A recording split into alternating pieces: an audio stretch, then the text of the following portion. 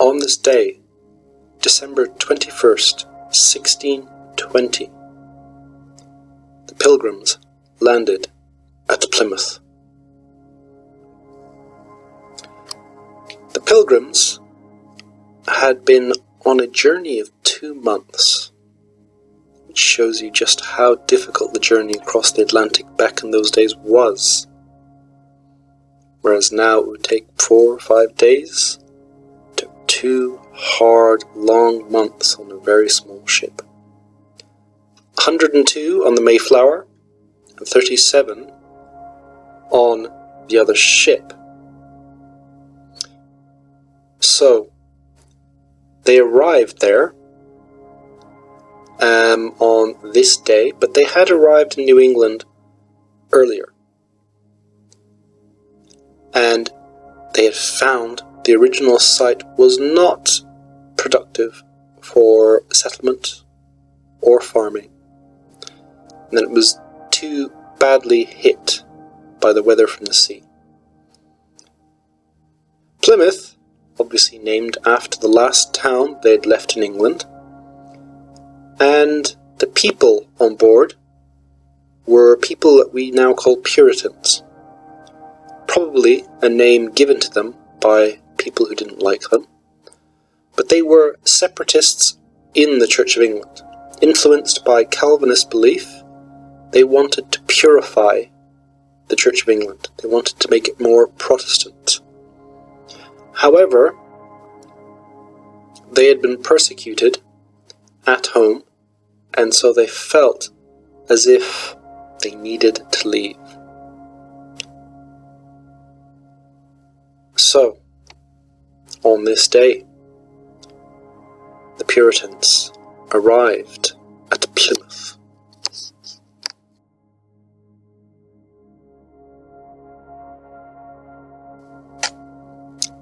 Plymouth would be the second official colony in the New World, after Jamestown. Jamestown was a place of Anglicans, of people who accepted the established order, of merchants, of money makers, of planters. Plymouth was going to be very different. This was a place of a religious minority, of a persecuted minority. This would be a utopia, a heaven on earth, a perfect place, a refuge from the world.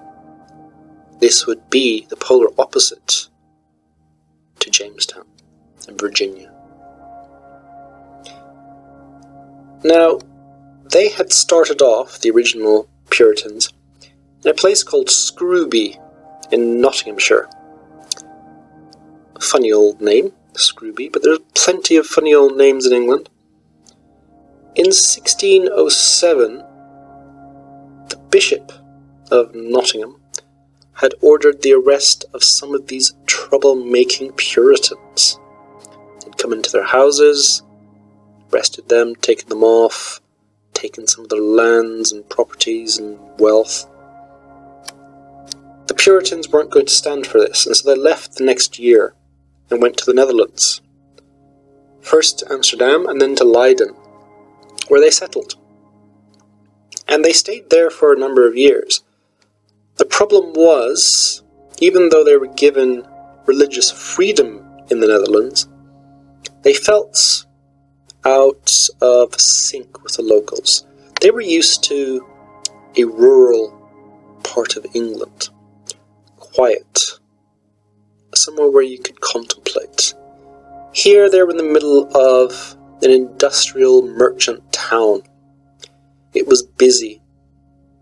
It was not exactly terribly devout, and their children started speaking Dutch. Who wants to speak Dutch? And they didn't. And so they decided they needed to leave. They needed to go somewhere where they could be English Puritans rather than Dutch Puritans. And so this is where the idea of going to the New World began. But to get to the New World, you'd have to go back to the Old. And they would have to go via England once again. They took up an offer with the new Plymouth Company that would allow them to go to the New World. But this wasn't going to be where we know it as being, not in modern-day Massachusetts. They were going to go to New Holland, and they were going to settle near the mouth of the Hudson River. So they were going to be protected because they were going to be in Dutch territory. Now, I don't know where exactly they were going to go, maybe Staten Island or New Jersey or Brooklyn, I'm not sure. Maybe even Manhattan, possibly. But they were going to go around that area. So, also, there was a problem in the Netherlands in that religious authorities in England were still able to come to the Netherlands and seize people. It must have been allowed in those days, I'm not sure, but it's a strange thing, they would go to a different country and take someone. So they decided they were going to go to the New World. They ended up in Plymouth, Devon, and they chartered the ships, the Mayflower and the Speedwell. The Speedwell only took 37 people. Mayflower, originally it was over 140, but there were problems when they set out and they had to go back, and there were people that abandoned the ship and said, oh no, this is too dangerous, and they're small little corks in the middle of a massive sea, these things. But they ended up with 102 on the Mayflower. Some people had left, some people aborted, they wanted to come along with them. And so, early in 1620 they were supposed to leave. Because of delays, they left a lot later. They ended up leaving end of October. And so it took 2 months to get over the ocean. And they finally sighted land in December. On December 11th, they managed to land on what we now know as Provincetown, Cape Cod. But finding that the area wasn't great for settlement, they decided to move on. But before they did, they found some old graves, and they found stored corn, some maize. And they helped themselves to it. No one's around, let's help ourselves to it. This is great.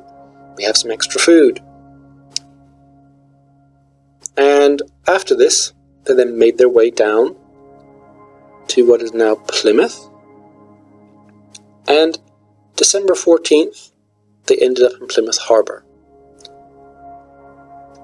Then it was the time to look for the right place to land.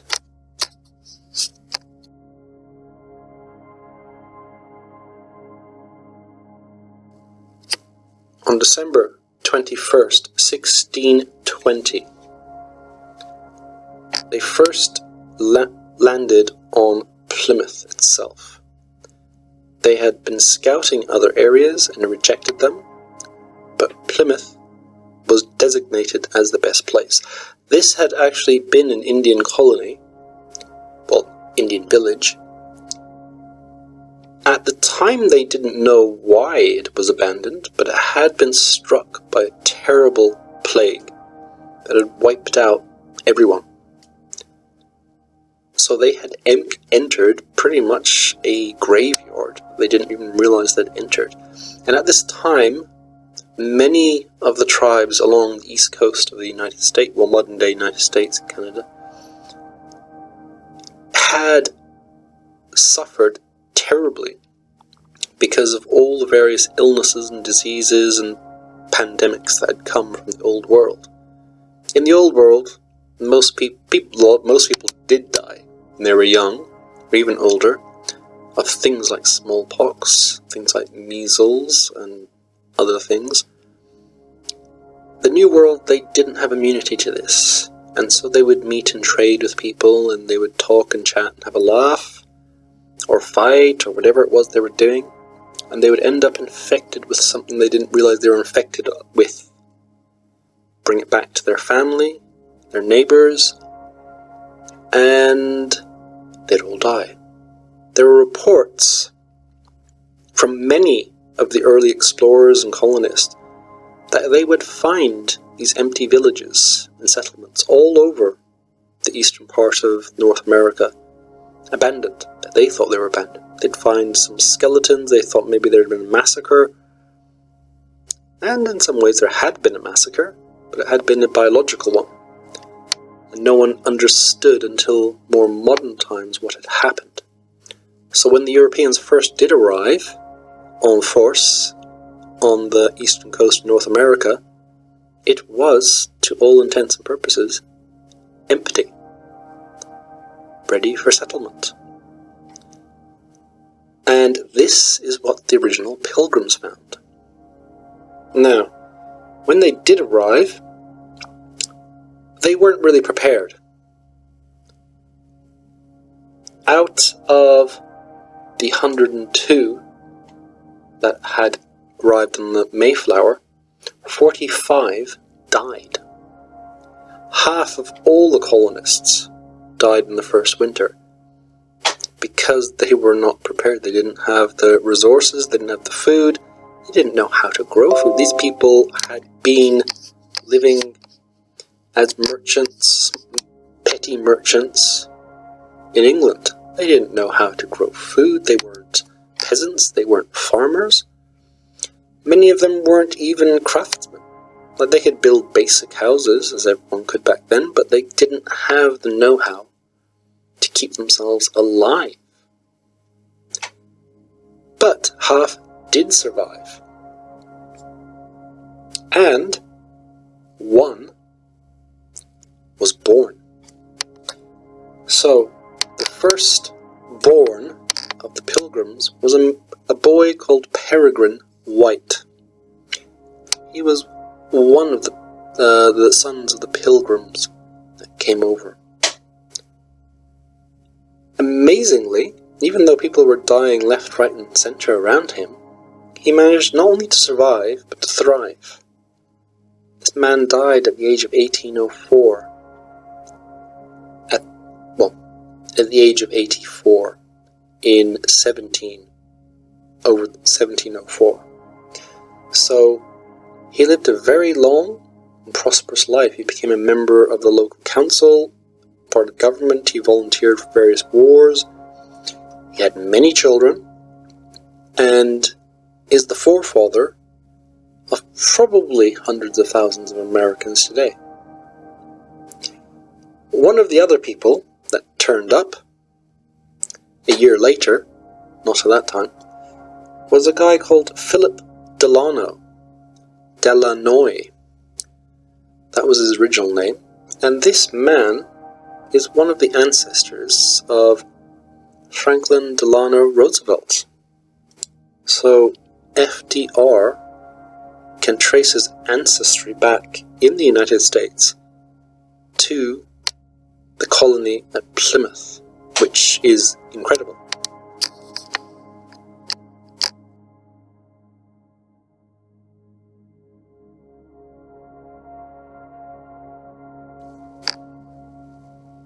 Although I'm not American, I do know about the mythology of America. And one of the things that they do is that they don't concentrate on Jamestown or Virginia. Jamestown and Virginia are not terribly inspiring. It's made up of merchants, moneymen, landowners, land grabbers, colonists and slavers. Whereas Plymouth is made up of pilgrims, the persecuted, believers, the faithful. They had good relationships with their neighbours. They didn't seek to exploit or to steal or to rob. They wanted just to be left alone. And this, in many ways, feeds in to the mythos of modern-day America.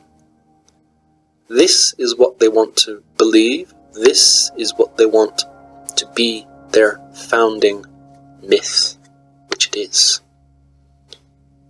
We all know about the first Thanksgiving, which was celebrated a year after their landing. We all know about Squanto, who helped them survive, helped them find food, helped them in their relations with the tribes around them. We all know about Plymouth Rock, about the struggle they went through.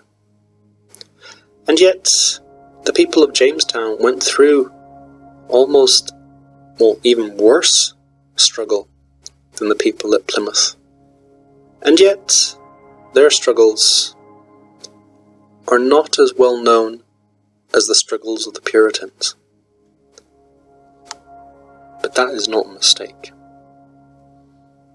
Who wants their founding myth to be about grubby money men and slavers?